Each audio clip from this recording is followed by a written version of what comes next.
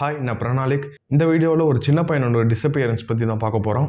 பெட்டி அவங்களோட 3 வயசு பையனோட அவங்க அம்மா வீட்டுக்கு போகிறாங்க. இது எப்போ நடக்குதுன்னா 21 மே 1941 நடக்குது. பெட்டி அவங்க அம்மா வீட்டுக்கு கூட்டிகிட்டு போயிட்டோன்னே அவங்களோட 3 வயசு பையனை அவங்க அம்மா கிட்ட கூட்டிட்டு அவங்க தூங்க போயிடுறாங்க.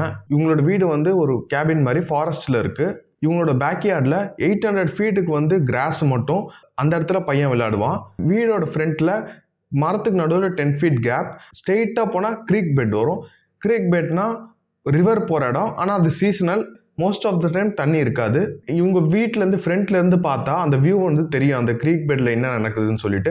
ஸோ அந்த இடத்துலையே இவனை அந்த சின்ன பையனை விளையாடுறதுக்கு அலோவ் பண்ணுவாங்க. ஆனால் அந்த இடத்துலேருந்து அவன் லெஃப்ட்டும் போகக்கூடாது, ரைட்டும் போகக்கூடாது.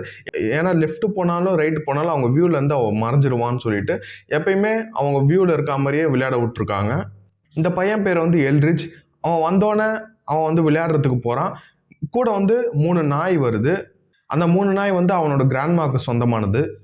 அந்த 3 நாய் கூட சேர்ந்து அந்த க்ரீக் பெட்டில் போய் விளையாட போகிறான்.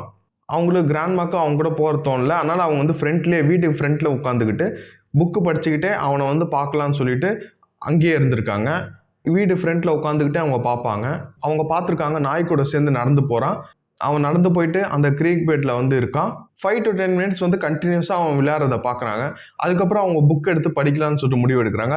படிச்சுக்கிட்டே அவனை அப்பப்போ பார்க்கலான்னு பார்க்குறாங்க. அப்பப்போ பார்த்துக்கிட்டே இருக்காங்க. 2 PM அந்த அளவுக்கு ஹெல்ப்புன்ற ஒரு வாய்ஸ் கேட்குது. 1 நிமிஷத்துக்கு முன்னாடி தான் அவனை பார்த்தாங்க. அதுக்குள்ளே இப்போ ஹெல்ப்புன்னு வாய்ஸ் கேட்குது. இந்த வாய்ஸை வச்சு அவங்க என்ன சொல்கிறாங்கன்னா, சின்ன பசங்க சும்மா விளையாட்டுக்கு கேட்குறாங்களா இல்லை சீரியஸாக நிலைமை இருக்கான்னு சொல்லிட்டு தெரிஞ்சுக்க முடியுன்றாங்க. அப்போ அவங்க கிராண்ட்மா சொல்கிறாங்க, அந்த வாய்ஸ் ரொம்ப சீரியஸாக இருந்தது அப்படின்னு சொல்கிறாங்க. அவங்க பார்க்குறாங்க, பையனும் அங்கே காணோம், 3 நாயும் காணோம். உடனே போகிறாங்க. யார்டில் ஆஃப்வே இருக்கும்போது திருப்பி இன்னொரு வாய்ஸ் கேட்குது, ஹெல்ப்புன்னு சொல்லிட்டு. ஆனால் இந்த வாட்டி ரொம்ப தூரமாக கேட்குது. அப்போவே அவங்க ரொம்ப கவலைப்படுறாங்க. உடனே சீக்கிரமாக அந்த க்ரீக் பெட் நோக்கி ஓடுறாங்க. ஓடி போயிட்டு பார்த்தா டாக்ஸ் இருந்த சைனே காணோம்.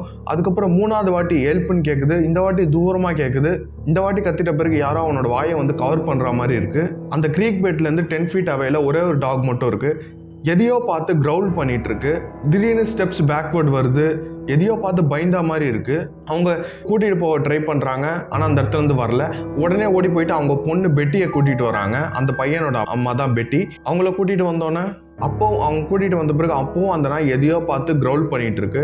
இந்த வாட்டி எப்படி இழுத்துக்கிட்டு அவங்கள கூட்டிகிட்டு போயிடுறாங்க. அந்த நாயை எதை பார்த்து அந்த நாய் பயந்துட்டு இருந்ததோ அது அங்கேயே தான் இருந்திருக்கு இவ்வளோ நேரம். உடனே ஸ்டேட் போலீஸை கூப்பிட்றாங்க. ஸ்டேட் போலீஸ் வராங்க. லெஃப்ட் சைடில் பார்க்குறாங்க. லெஃப்ட் சைடில் தான் நாயும் பார்த்துட்டு இருந்தது. லெஃப்ட் சைட்லேருந்து தான் அந்த பையனோட வாய்ஸும் வந்தது. அந்த இடத்துல ஃபுட் பிரிண்ட்ஸ் பார்க்குறாங்க. பையனோட ஃபுட் பிரிண்ட்ஸ் இருக்குது. ஆனால் அந்த பையனோட ஃபுட் பிரிண்ட்ஸ் ஒரு இடத்துல அப்படியே ஸ்டாப் ஆகுது. லெஃப்ட்டும் இல்லை, ரைட்டும் இல்லை, ஸ்ட்ரெயிட்டும் போல். அப்போ இந்த இடத்துலேருந்து தான் ஏதோ ஒன்று தூக்கிட்டு போயிருக்கணும். எது தூக்கிட்டு போயிருந்தாலும் வேற ஒரு ஃபுட் பிரிண்ட்ஸே அந்த இடத்துல இல்லை. அதுதான் அந்த இடத்துல ஸ்ட்ரேஞ்சாக இருக்குது.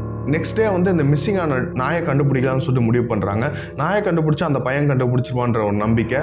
ஒரு க்ரூ 6.4 கிலோமீட்டர்ஸ் அவே, எங்கே தொலைஞ்சாலும் அங்கேருந்து 6.4 கிலோமீட்டர்ஸ் அவேல ஒரு ஸ்வாம்பில் தேடுறாங்க. ஸ்வாம்பில் அந்த இடத்துல தேடிட்டு இருக்கும்போது அந்த பையனோட ஏதோ சத்தம் போடுற வாய்ஸ் கேட்குது. உடனே தேட ஆரம்பிக்கிறாங்க. அந்த இடத்துல அந்த பையனோட வாய்ஸ் கேட்டுக்கிட்டே இருக்குது. அதுக்கப்புறம் ஒரு சின்ன கேவ் பார்க்குறாங்க. கொஞ்சம் கல் மட்டும் கவர் பண்ணி ஒரு சின்ன கேவ் மாதிரி இருக்குது. உள்ளே போய் பார்க்குறாங்க. அந்த பையன் படுத்துக்கிட்டு இருக்கான். ஒரு லீஃபை வச்சே பெட்டு உருவாக்கியிருக்காங்க.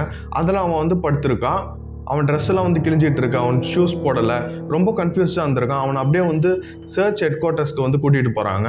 அவங்களுக்கு இருக்க கேள்வி, எப்படி 6.4 கிலோமீட்டர்ஸ் அவையில் இருக்கான், அதுவும் ஸ்வாம்ப் ஏரியானா ஃபுல்லாக சேராக இருக்க ஏரியா, அந்த இடத்துல எப்படி அவன் இருந்தான்னு சொல்லிட்டு அவங்களுக்கு பெரிய கேள்வியாக இருக்குது. அவன் தொலைஞ்சு போய் 24 ஹவர்ஸ் ஆயிருக்கு.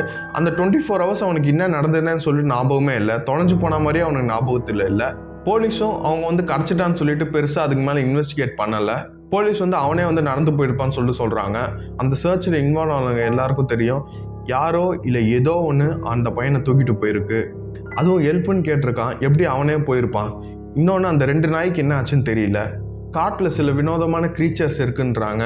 இந்த உலகத்தை சேராத க்ரீச்சர்ஸ் சுற்றிக்கிட்டு இருக்குதான் சொல்கிறாங்க. அவங்க தான் இதை பண்ணியிருக்கணும்னு சொல்லிட்டு சில பேர் நினைக்கிறாங்க. அவ்வளோதான் இந்த வீடியோ. இது அன்எக்ஸ்பிளைன்டு பேரநார்மல்.